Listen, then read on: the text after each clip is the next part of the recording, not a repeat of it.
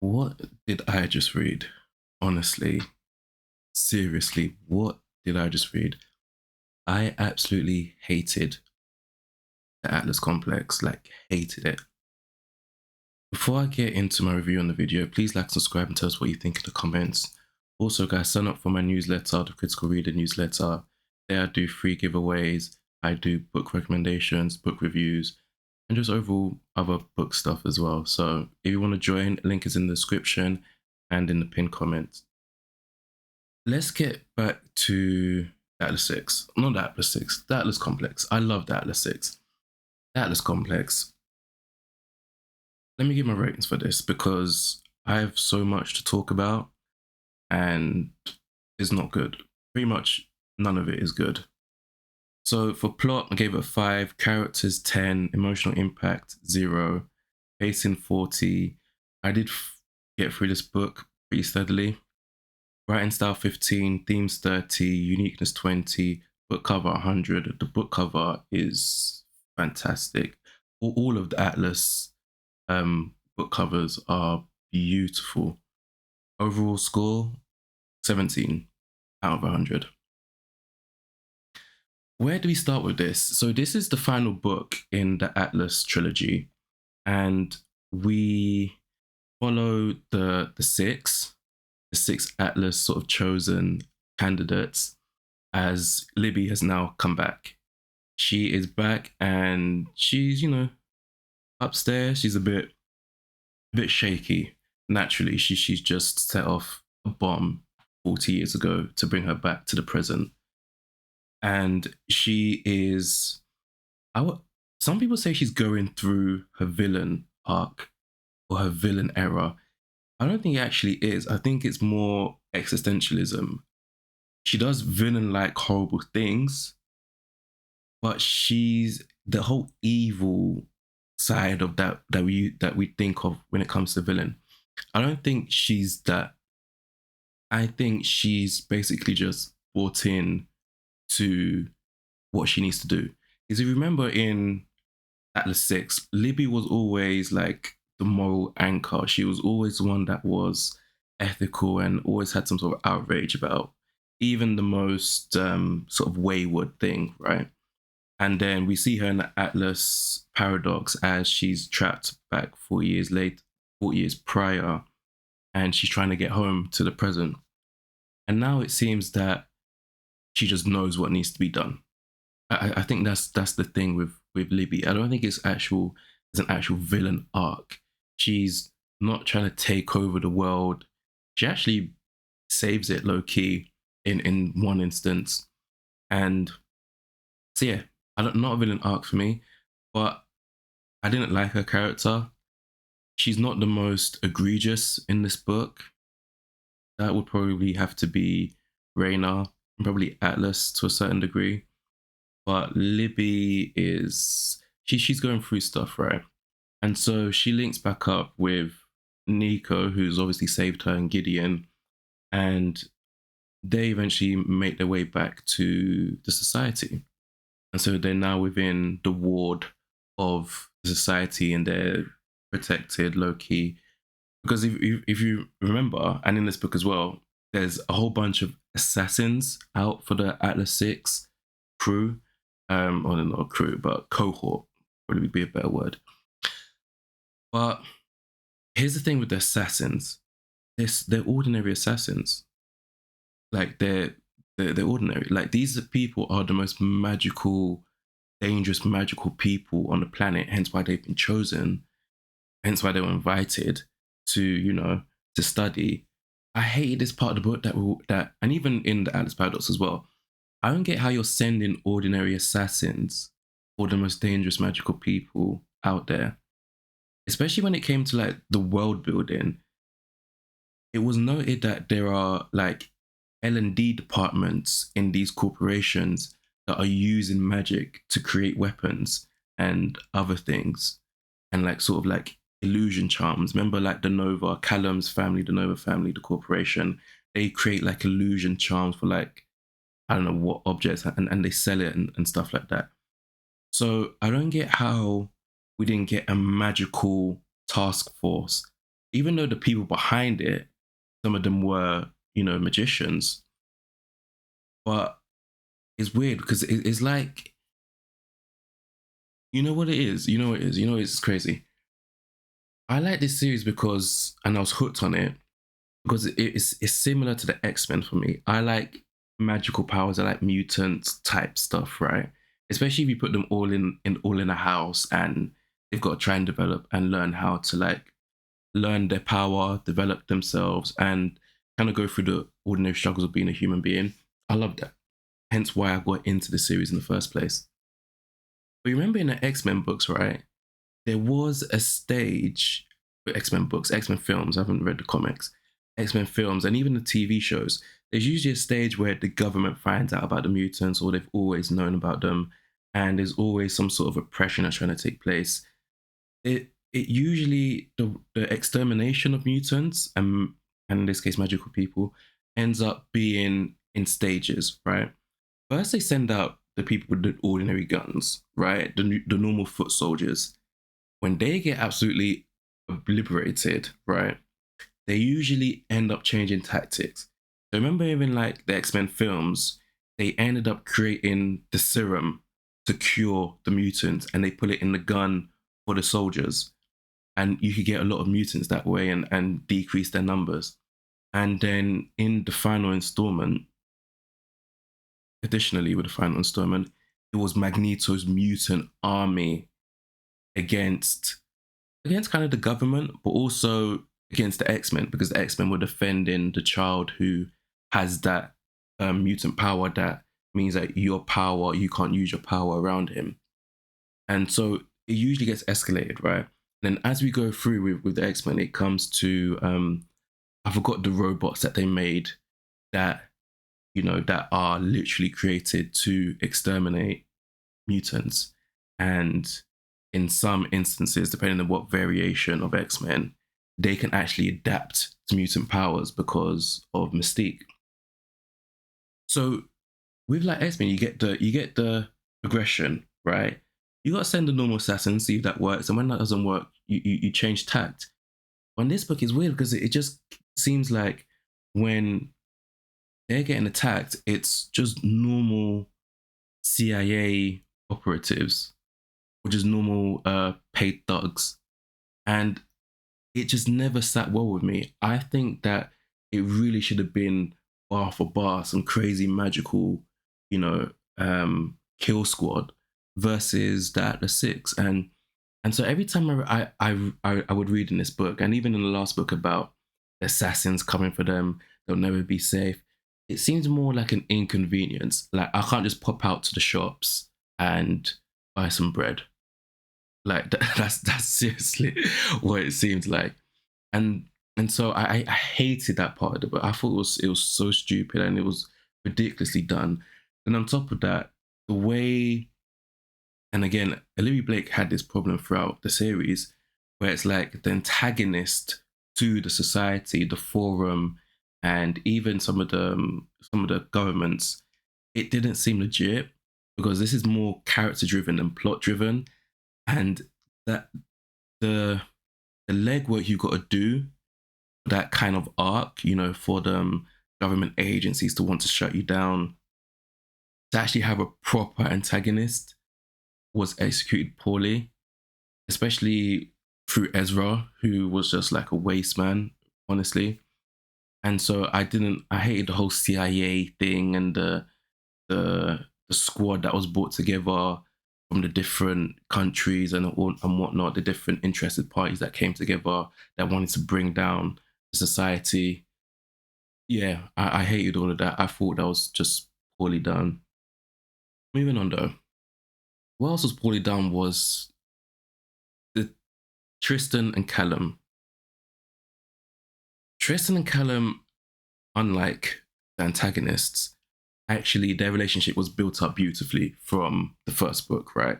And the fallout from Tristan being unable to kill Callum. And so these guys are being like, oh, I'm gonna kill you, I'm gonna kill you. Neither of them wants to kill each other, right? Neither of them are even actively planning to kill each other. And but there's one point in the book where we get text dialogue between the two, because Tristan's back in the manor and Callum's out in the world with Rayna, which I actually did like Callum and Rayna's uh partnership, let's call it that. And in the chapter, we get text correspondence between the two that is 14 pages long. 14 pages of this person writes something, that person replies, this person says something, this one replies, this one.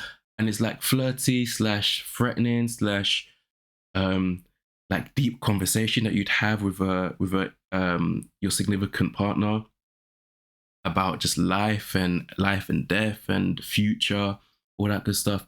And it was 14 pages long. And I'm reading this like, yo, what the fuck is this? Why is this text conversation still going on? 14 pages. And that was just one out of the two. They had another one, but that was only like 5 pages or so, maybe 4. But the first one, 14 pages. I'm like, go away. Honestly, go away. And so I hated that. Atlas, sorry, I didn't like. There's gonna be spoilers in this because I just need to just vent about this. Atlas's death is so dumb and so ridiculous, and the way it was, Atlas's character, for him to be built up the way he's been built up, for him to like die like that and be so minor, was ridiculous. I would rather like Atlas has messed up everyone's lives to the full extent. Because remember, and you know what's crazy? The parallels between Atlas's cohort and this cohort is that both of them tried to cheat the whole sacrificial person like requirement that they had, right? That the archives required. I think Ezra hid himself back into time and whatnot. That made it seem like he was gone, but he wasn't. And then with Arla, well, Ezra took Libby back in time and it was like, hey, look at that, you know, we're one short. There's your sacrifice. But Alex's death and Alex's life throughout this book seemed a little too late in terms of his backstory.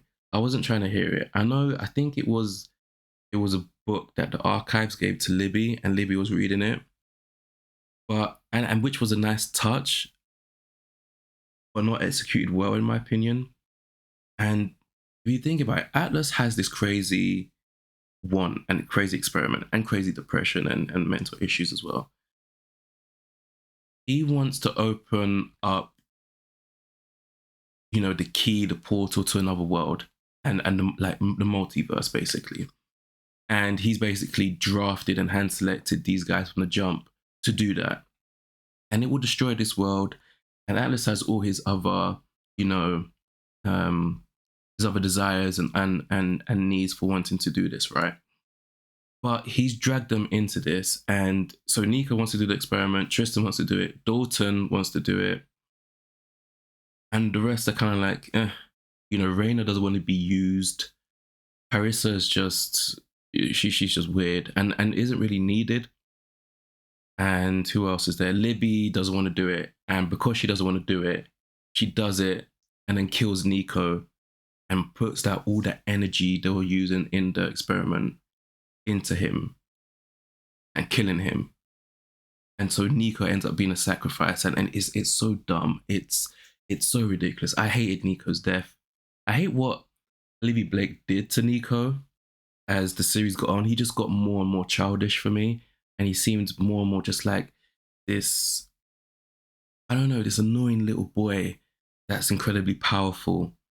But, and I don't know, I just hate what it did to Nico because I loved him in the first book. I hate that, sorry, I'm getting back to Alice's death. I hate that we didn't get a link up with everyone talking to Atlas and maybe kind of like in the first book when they'd all be in the manor and Atlas would come by every once in a while and he'd speak to them and then he'd be like shrouded in mystery and all that good stuff. I hate that we didn't get to have everyone back talking with Atlas. I hate that we didn't get everyone just back together linking up as well. Like I always hate that. And I know that a lot of these guys are in like they have weird relationships with each other, right? They're not on the best foot with each other. Some of them are actively trying to kill each other. Some of them are actively antagonistic against the other. Like a lot of enemy lines and battle lines have been drawn with these lot. It's like, you're my op. Like, fuck you. Like, you're the op. So I get why there wasn't a link up, and there were smaller meetings between the characters, you know. Pris and Dalton go off, Rain and Callum go off, and Nico and Gideon are together, and Libby, and then Tristan as well eventually. And it's I hated this book. I honestly hated it.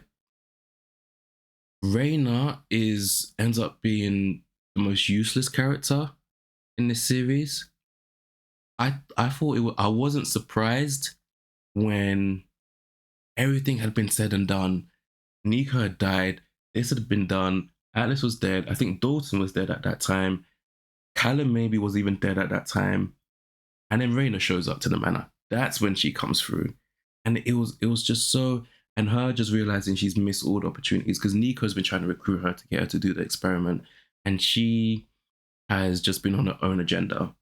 I liked her own agenda in terms of it was realistic that she's trying to influence politics and the masses on a grand scale using herself as a battery and then Callum's power to, like, you know, sway masses of people, right? I liked that. I liked the mission of that. It could have been cut down because it took way too much time.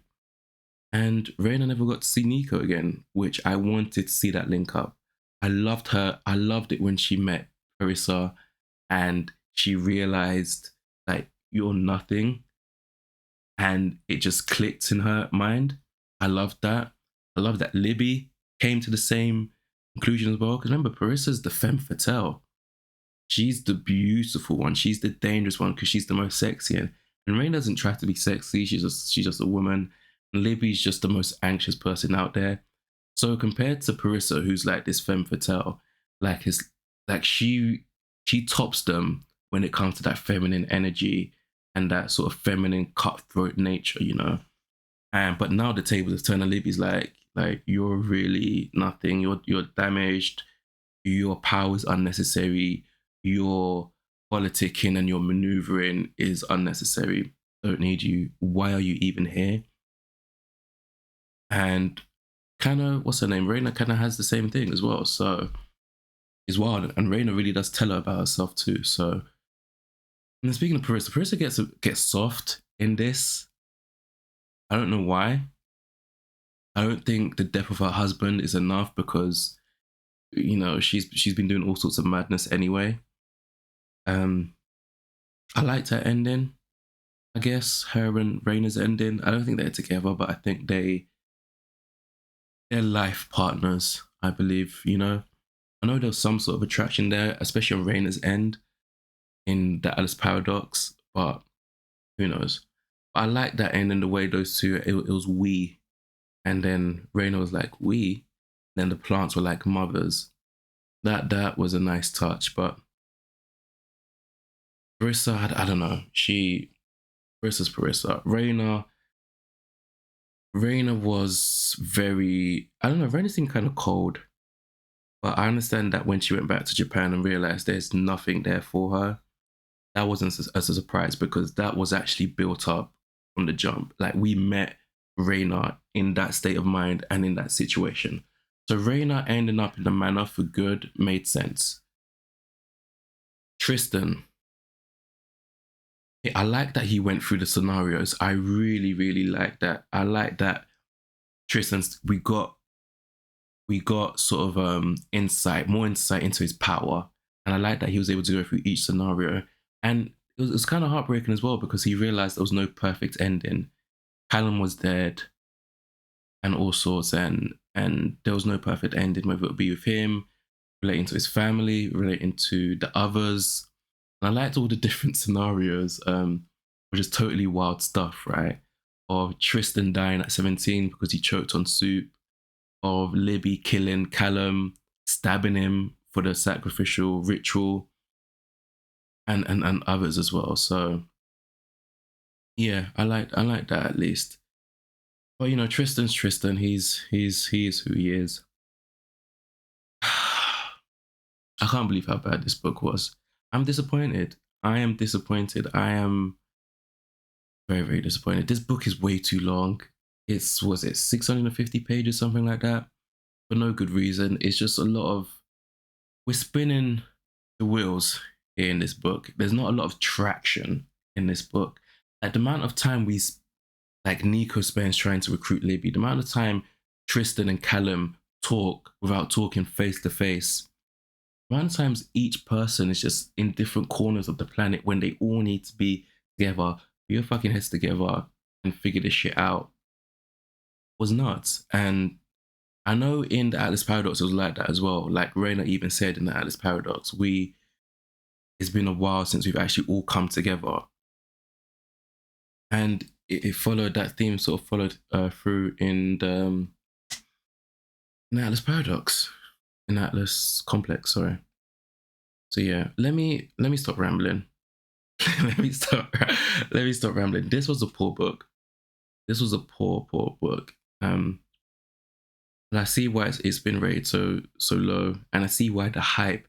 I mean, by the time the Atlas Paradox came out, the middle book, the hype for this book had died down a lot. You know, the Atlas 6 got the hype it deserved, and Olivie Blake lived up to it, but this was just poor.